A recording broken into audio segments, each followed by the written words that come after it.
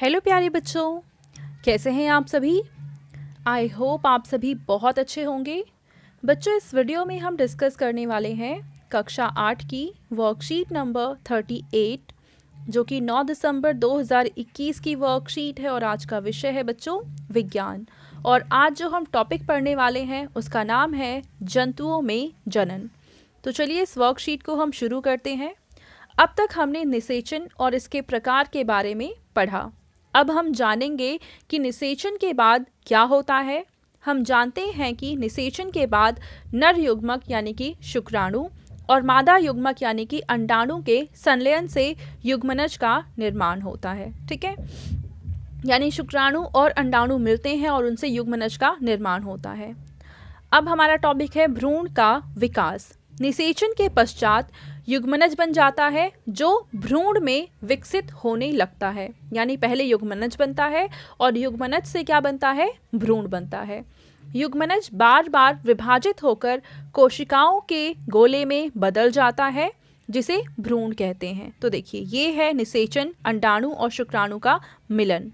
इसके बाद बना युग्मनज। ठीक है, और जब ये युग्मनज विभाजित होकर कई सारे छोटे छोटे कोशिकाओं में परिवर्तित हो जाता है, तब उसको हम कहते हैं, उस अवस्था को हम कहते हैं भ्रूण। ठीक है, अब आगे देखते हैं। भ्रूण गर्भाशय की दीवार में रोपित होकर विकसित होता रहता है।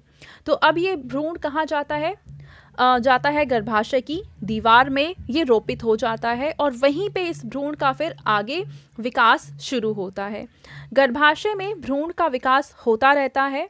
यह धीरे धीरे शरीर के अंगों जैसे हाथ, पैर, सिर, आँख, कान आदि का विकसित हो जाता है। तो बच्चों, होता क्या है कि जब शुरू में युग्मनज बनता है और उसके बाद भ्रूण बनता है, तब इसमें बॉडी के सारे पार्ट्स नहीं होते हैं। प्रेगनेंसी के कुछ समय बाद, कुछ महीनों बाद इन सभी अंगों का धीरे धीरे विकास शुरू होता है। भ्रूण की वह अवस्था जिसमें शरीर के सभी अंगों की पहचान की जा सकती है गर्भ कहलाता है। यानी पहले तो एक तरह से कोशिका ही है, इस कोशिका को धीरे धीरे हम देखेंगे इसका विकास होता है और विकास होने के बाद जब वो स्टेज आ जाती है कि हम अब पहचान सकते हैं कि हाँ, इसमें सभी अंगों का विकास हो चुका है, तो और सभी अंगों को हम पहचान सकते हैं, उस अवस्था को हम कहते हैं गर्भ। ठीक है, अब जब गर्भ का विकास पूरा हो जाता है तब नवजात शिशु का जन्म होता है। अब इसके बाद हमें कुछ प्रश्न दे रखे हैं, चलिए इनके उत्तर लिख लेते हैं। पहला प्रश्न है कि एक युग्मनज और गर्भ के बीच दो अंतर लिखिए। तो यहाँ पे हमें युग्मनज और गर्भ के बीच अंतर लिखने हैं, तो चलिए इसका उत्तर लिखते हैं। तो बच्चों, युग्मनज और गर्भ के बीच में अगर आप अंतर लिखना चाहें तो पहला अंतर आप ये लिख सकते हैं कि निषेचन के बाद नर युग्मक और मादा युग्मक के संलयन से युग्मनज का निर्माण होता है। जबकि गर्भ की अगर हम बात करें तो भ्रूण की वह अवस्था जिसमें शरीर के सभी अंगों की पहचान की जा सके गर्भ कहलाती है। और दूसरा अंतर आप ये लिख सकते हैं कि युग्मनज भ्रूण के पहले की अवस्था है, जबकि गर्भ भ्रूण के बाद की अवस्था है। यहाँ पे बड़ी की मात्रा आएगी। ठीक है बच्चों, तो ये भ्रूण के बाद की अवस्था है। चलिए अगला प्रश्न देखते हैं। बच्चों, दूसरा प्रश्न है कि मादा के किस जनन अंग में भ्रूण का रोपण होता है। तो आप इसका आंसर लिखेंगे गर्भाशय, क्योंकि भ्रूण का रोपण होता है गर्भाशय में। ठीक है, तीसरा प्रश्न है कि परिभाषित करें भ्रूण और गर्भ। तो चलिए इसका उत्तर हम लिख लेते हैं। तो बच्चों, इस प्रश्न का आप उत्तर लिखेंगे कि युग्मनज बार बार विभाजित होकर कोशिकाओं के गोले में बदल जाता है जिसे भ्रूण कहते हैं, और भ्रूण की वह अवस्था जिसमें शरीर के सभी अंगों की पहचान की जा सके उसे हम गर्भ कहेंगे। ठीक है बच्चों, चलो अगला प्रश्न देखते हैं।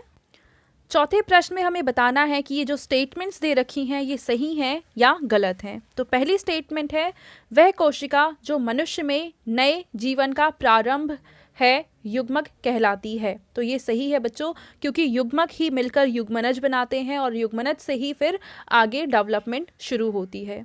अगला है कि निषेचन के बाद अंडाणु एक पूर्ण एकल कोशिका में बदल जाता है। तो बच्चों, निषेचन के बाद जो अंडाणु है वो निषेचन के पहले ही एकल कोशिका होती है, उसके बाद एकल कोशिका नहीं बनती है। उसके बाद है कि निषेचन के परिणाम स्वरूप एक युग्मनज बनता है, तो ये सही है। और लास्ट है कि एक भ्रूण एक एकल कोशिका से बना होता है। तो बच्चों हम ऊपर देख चुके हैं ऑलरेडी कि जो एक भ्रूण होता है वो कोशिका के विभाजन से बनता है, तो ये एकल कोशिका नहीं होता है। तो ये थी आज की हमारी साइंस की वर्कशीट एंड आई होप आप सभी को ये वर्कशीट बहुत ही अच्छे से समझ में आ चुकी होगी। और बच्चों अगर आपको ये वीडियो पसंद आई है तो इसको ज़रूर लाइक करें, अपने फ्रेंड्स के साथ भी शेयर करें और इस चैनल को सब्सक्राइब करें। Thank you.